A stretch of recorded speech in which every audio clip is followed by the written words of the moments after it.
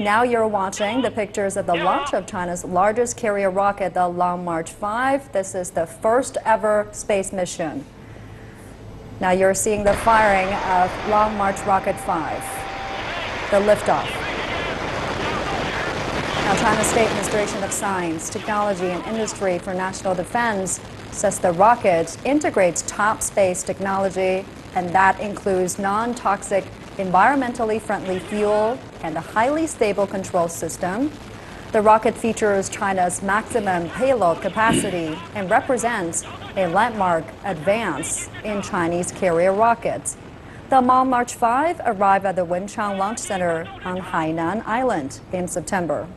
And the rocket was transported to the launch area on October 28th after finishing final assembly and tests. It has since undergone functional examinations and additional tests ahead of the launch. Now back to our conversation before, Mr. Xu. How do you think this launch we're watching now? Yes, currently you're watching in fact in exterior video footage of the strap-on booster, which is also a quite large size strap-on booster with 3.35 meter diameter. And the core diameter is 5 meters. And this is truly the first fully liquid propulsion and cryogenic engine cryogenic rocket. And we're currently watching the video of the firing of the strap-on booster. The strap-on booster is supposed to separate from the main engine in 173 seconds. So it's any second now. And it's said that Professor Yang, Long March 5 rocket is equipped with huge propellant compared to other rockets. Why does it need more propellant? Tell us more. Well, you know, the low Earth capability of the Long March 5 is about the 25-ton level, and to send the payload to a geosynchronous transfer orbit, the payload is about 14 tons. For so many heavy payloads, it needs a large thrust, and also it needs more propellants. And I should emphasize, you see that from the video from the camera, we can see the 2 of the 4 boosters. Each booster has 2 rocket engines, and each engine has a thrust of about 120 ton level. So you see the 4 boosters has 8 rocket engines, and the total thrust is about 960 tons, which is about 80 to 90% of the rocket. So you see, although the diameter of the 4 boosters is only 3.35 meters, much smaller than the core stage, but it plays a major role in the boosting phase.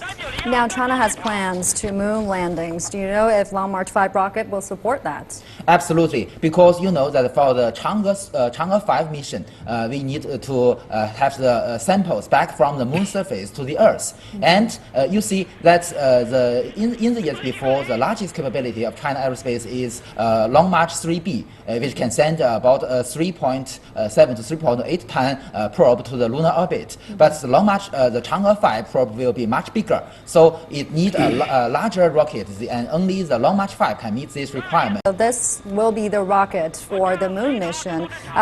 Mr. Xu, now we know that Long March 5 is also being called an environmentally friendly rocket. Does it give some ideas for environmentally friendly space exploration in the future? Yes, indeed, it's using a friendly fuel. In fact, it's using hydrogen and oxygen, which would produce only water. Currently, you can see the picture that just now the separation between the strap-on booster and the core engine. And currently, you're seeing the camera within the fairing. The fairing and the payload bay. In fact, the fairing is about to separate in another 2 or 3 minutes. In exactly 293 seconds, the fairing will be separated as the launch vehicle enter into outer space. So as you mentioned, the friendly rocket, the environmental friendly rocket, indeed is using liquid kerosene and liquid oxygen and liquid hydrogen. So it's only producing water, and it's less pollution and friendly to the environment, and it's very efficient. With the success of this rocket, China among the leading countries, we're on the top of the leading countries for a launch vehicle, and with the efficiency and the propulsion that can be provided by the launch vehicle. Now, Professor Yang, would you say that the Long March 5 is a breakthrough in rocket science? I mean, what's the difference between Long March 5 and its siblings, other Long March rockets? Yes, it has many breakthroughs. Now you can see from the camera that the payload firing has already been jettisoned very normally. You see, the core stage of the Long March 5 use the 50-ton level liquid hydrogen and the liquid oxygen rocket engines. This is the biggest one in China aerospace. I mean the rocket engines using the liquid hydrogen, which has very high performance. And for the second stage, it used 2 rocket engines with a thrust of 9 tons. Although it is much smaller than the first stage, but it has the most highest performance or the highest specific impulse, which is a very critical figure for any rocket engines. So the 120-ton level rocket engine, as I mentioned, has already been successfully tested in Long March 7 and Long March 6. But this time, the liquid hydrogen and the liquid oxygen engines are completely new. The 50-ton level rocket engine and the 9-ton level rocket engine are the first to be tested. And from the current situation, we can see from that at least the first stage worked very normally. So we can say that we have already have major breakthrough in this technology, and it will be very useful and very critical for the future China space program. And just how many stages in total is this launch, Mr. Xu? And what stage are we at? Just explain This to our rocket has viewers. many innovations. We have 4 strap-on boosters that would be considered as part of the first stage, and with 2 engines each on the strap-on booster with 120 tons of thrust. And the core engine has 250 thrust, what we call it YF-77 engine, which is a brand new engine, and it's the first flight of that engine. In fact, also for the 9 metric ton engine, as Professor Yang mentioned, there are 2 9 metric ton engine on the second stage. So this, I would say, this is like a 2-stage with a strap-on booster. All right. Yeah. And would you say that there is a commercial component into the Long March 5? I mean, how will Long March 5 fare in the international market, Professor Yang? What commercial potential does it have? It is a pity that currently speaking, we still do not have the commercial payload, because you see that because of the limitation of the restrictions reviewed by the US Congress, it is not allowed to launch any satellites in China with any components made in US. So in most cases, the satellite cannot be launched by Chinese launch vehicles. But there are also some exceptions. For instance, we have launched some European-made satellites in the years before. But in the future, I believe that the situation may change, and we also have more chance to launch this kind of payload in the future. And because the Long March 5 and Long March 7 will play a major role, will play a very important role in future China's space program, not only for China's manned space flight, for the China's deep space exploration program, for China's Payload navigation satellites, and also, as you mentioned, is very important for China's future commercial space market. And just a while ago, Long March 5 was launched from the Wenchang Satellite Launch Center. This center was located, well, you're watching our scientists, staff Yes. there at the space exploration They're celebrating the separation between the first stage and the second stage. Okay. In fact, the first and second stage is separated in roughly 500 seconds from the ignition. So that means the first stage with the strapped-on booster are complete success. So we're facing the challenge of testing the second stage. The second stage is more challenging because it has to have a second burn. So it means it has to seize the fire, and then reignition of the engine will occur in a certain period of time. So this will put the payload into a highly elliptical orbit. Now, back to the Wenchang satellite topic. Why has China built such a center in Wenchang in the first place, Professor Yang? Well, you see that as Mr. Xu has mentioned, we need to have a second ignition of the second stage. This is because we need to put the orbit, this rocket need to put the orbit into a geosynchronous transfer orbit. The starting point of this orbit must near the equator. But so you see As we that can see. you see, yes, it's closer to the equator now.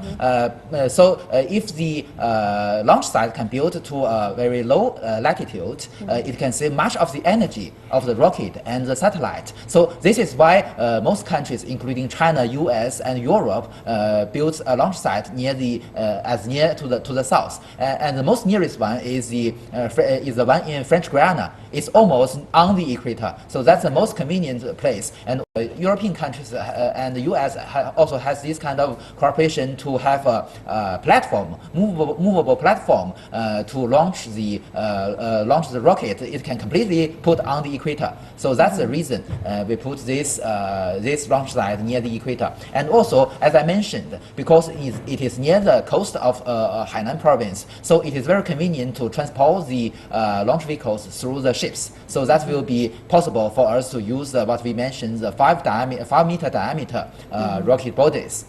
So as the mission looks, it's okay, it's going smoothly, but Mr. Xu, what kind of future evolution path is there for China's carrier rockets? The future evolution, as Professor Yang mentioned, where we used to be constrained by the railway size, as the 3 previous launch sites is located is inland.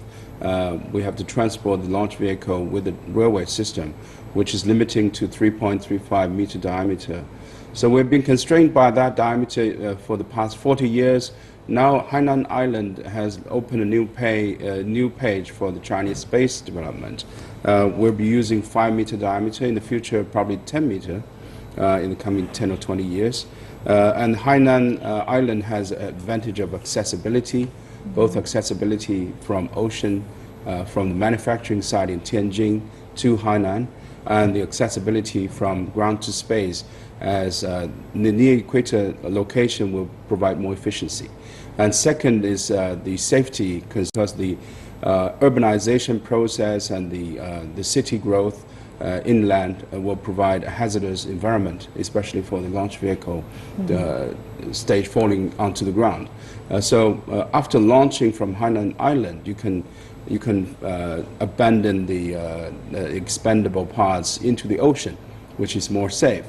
And these are the main concerns and considerations. And with the new development of launch vehicle, we can have more ambitious program to our exploration programs, and to build the ground space station with larger capacity, where the astronaut would not be constrained into a small environment. So these are all promising futures. Well, do they have any other launch missions or plans in Wenchang satellite launch? Exactly.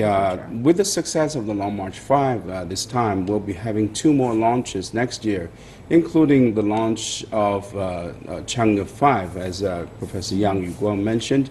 Chang'e 5 will go to the lunar surface and grab a piece of the moon back. All right. And what kind of challenge do you think it may face as a Long March Center, Professor Yang? Well, yes, it is a great challenge. You know that for the 5-meter diameter, it is a very great challenge because we haven't facing this kind of problem before. A new diameter, a 5-meter diameter, needs some new infrastructures, machines to make it possible to build this kind of rocket. And because it is filled of liquid hydrogen and liquid oxygen, so to have the normal performance in this very low temperature is also a great challenge. You can see the disaster of the SpaceX launch vehicle several months before due to the failure of the oxygen tank.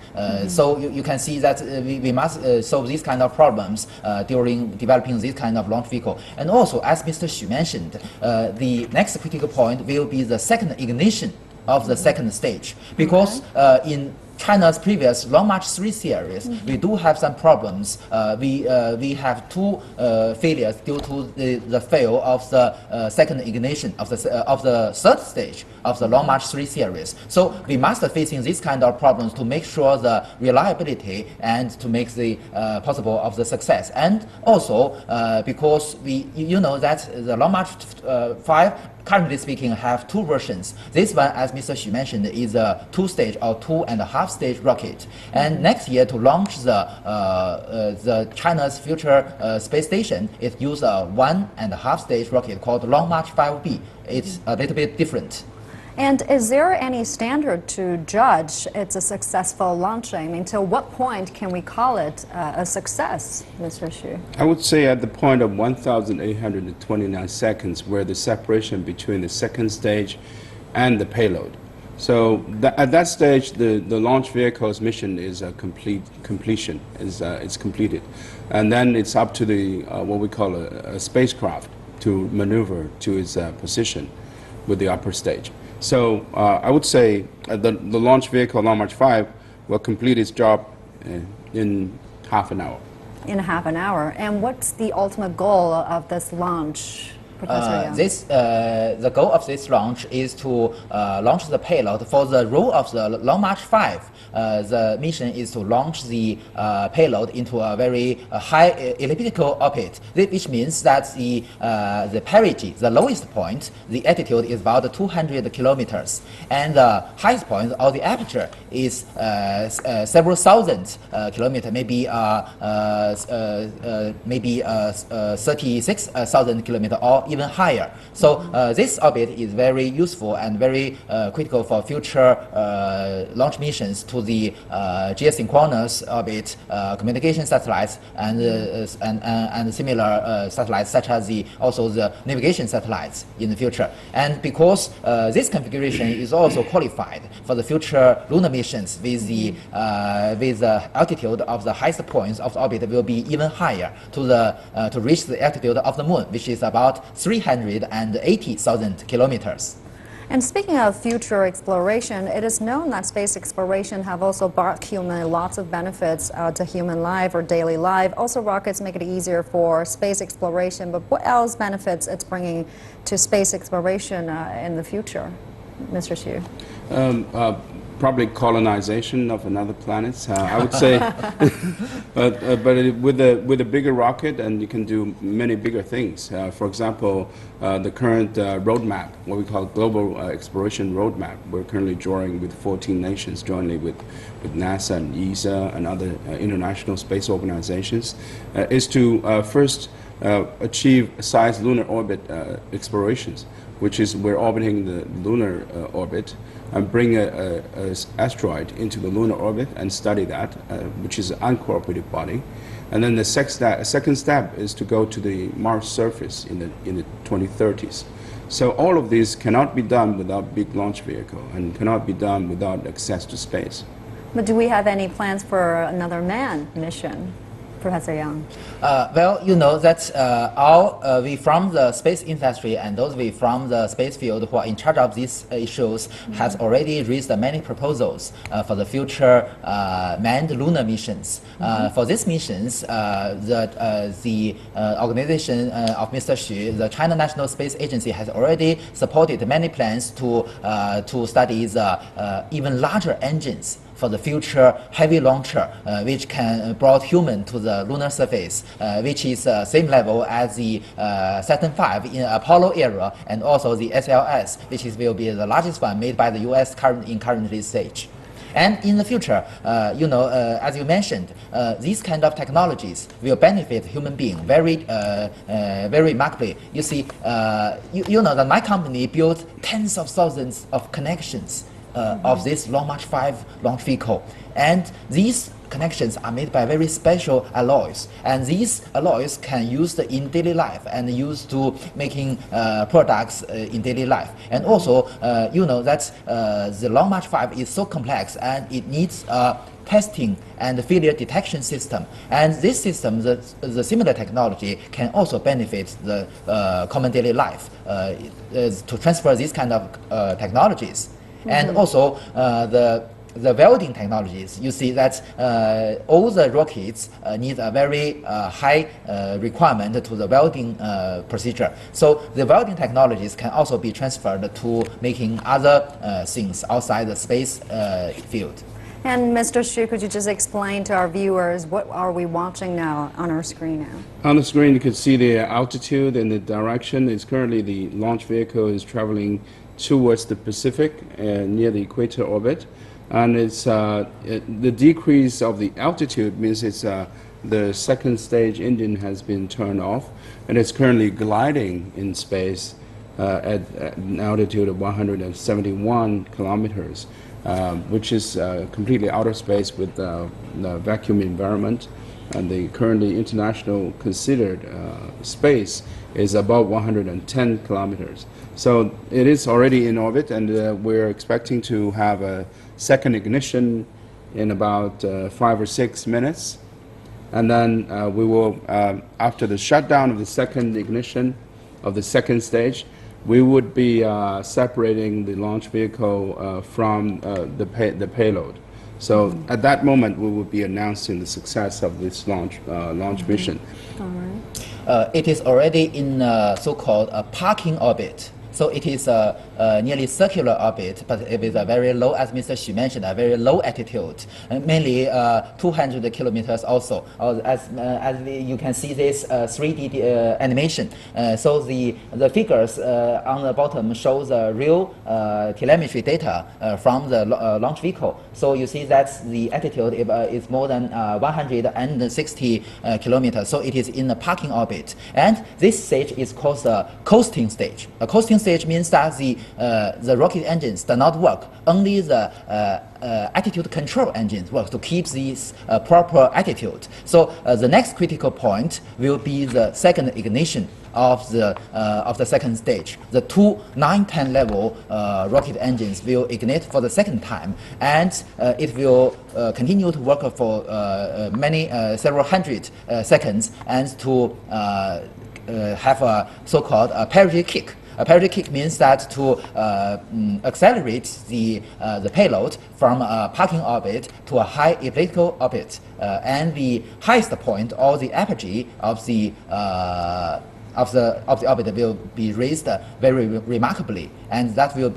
And after this separation, the payload, also including an upper stage, the Yuanzheng series upper stage. So that will be also be another part of the experiment, because from the separation, as Mr. Xu has mentioned, will means that the rocket itself has been very successful.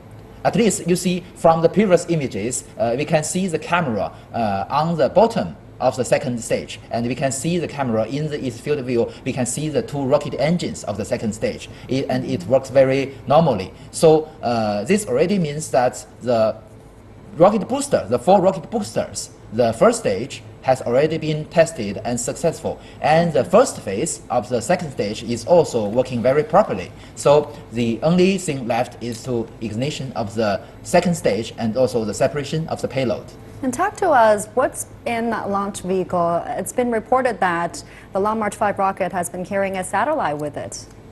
Yes, you see, for any of the first launch of a new launch vehicle, we always have a testing payload. This testing payload is not so important as the critical payloads, such as the modules of the space station or the Chang'e 5 mission. But also we utilize this chance to perform some experiments.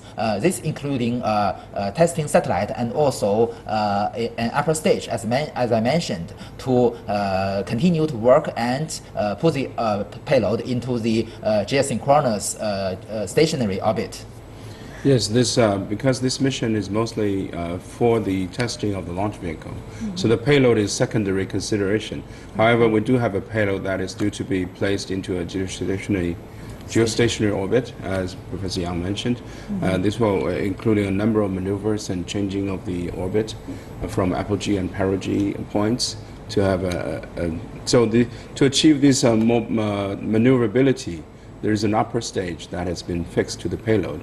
And the upper stage can have multiple burns and multiple firings, so that this payload can be very maneuverable and very agile. Oh, great. So this is the ignition of the second stage. There's another round of applause. What are we seeing now? So the ignition of the second stage means that the firing up of the second stage, which is very crucial for this mission, which means almost 90% of the success of this mission. And the second stage will burn about 6 minutes, and in the time of about half an hour. There will be a separation after the second stage is turned off. I mean, the firing is shut down. Then we will announce the success, because the separation between the payload and the second stage only occurs about 20 seconds after the shutdown of the second engine. So once the second engine is shut down, we have a separation. So let's keep a close eye on the screen, and with finger crossed. I think we're looking forward to the success of this mission in about 2 minutes. All right. And from the 3D animation, we can see that the Yuan-6, the space tracking ship Yuan-6, has already in the Pacific Ocean already has a very stable data link between the launch vehicle and the tracking ship. So we can see this video must be received from the Yuan-6 space tracking ship, and then transferred to Earth. Is there anything else that you think that our viewers might want to know about the Long March rocket and its launch that I didn't ask before? The Long March 5 is big. That's very important, because you can put more things in it. And with the success of this mission, we're on the right track of modernizing our launch vehicle fleet from what we call a conventional fuel into an environmental friendly fuel. So the Long March, starting from Long March 5 all the way to Long March 11, all of these launch vehicles are environmentally friendly and using liquid kerosene and hydrogen as fuel rather than UDMH and nitrogen tetroxide, which are very toxic, and this will be very friendly, environmental friendly. And with the success of Long March 5, we'll see launchers rather than launching. You could see the fairings and the strap-down booster sometimes falls into the villages, and we will see less and less of that, and more of a ocean-going satellite and ocean-going rocket. And we know as we speak, 2 of our very fine astronauts are in space now in a currently ongoing mission. I wonder, will they be able to see this launch from space? I don't think so, because they're about 400 kilometers above Earth, and this is one of the many hundred launches, and it won't be that big of a firing.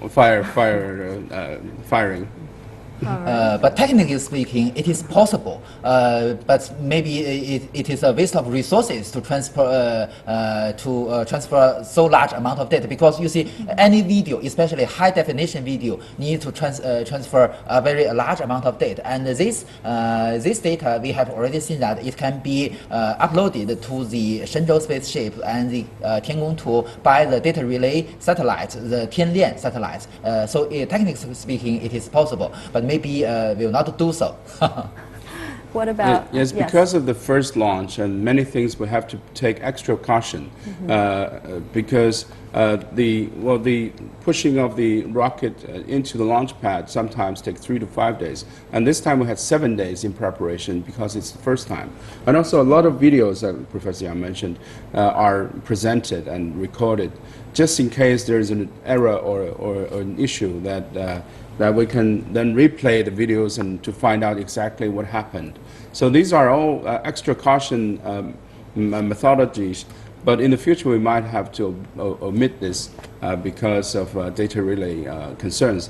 But the use of video images rather than TT&C signals are innovation in space activity, especially in launching and LEO, we call it early launch phase.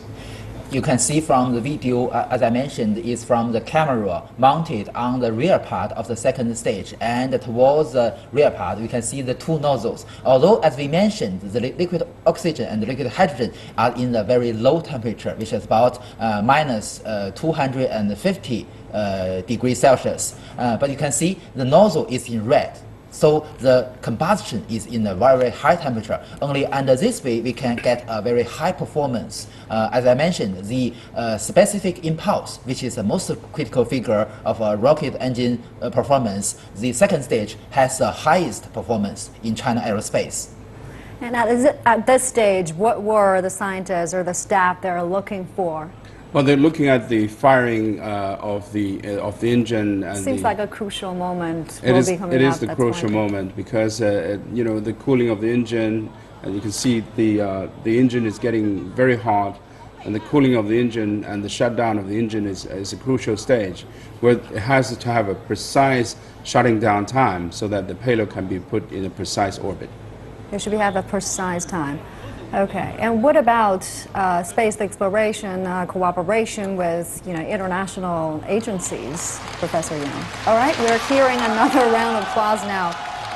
Explain to us what we are seeing, why they are applauding. But I would judge that this is the shutdown of the second engine, the second burn of the second stage. Is that it? So it's about to separate. It's about to separate the payload and the rocket in any minute. So the next critical step will be the separation of the payload. Okay. So This is the camera. You see, obviously, this is to the front part of towards the front part of the whole rocket, and we can see the payload. And how many percentage till how successful can we say that this is up until this point a At good this launch? stage, We already seen that. Yes. Because the separation, we This can is the say separation. that the launch itself is already been successful. So that is the sign that this launch is a successful. That marks the success of the Long March 5.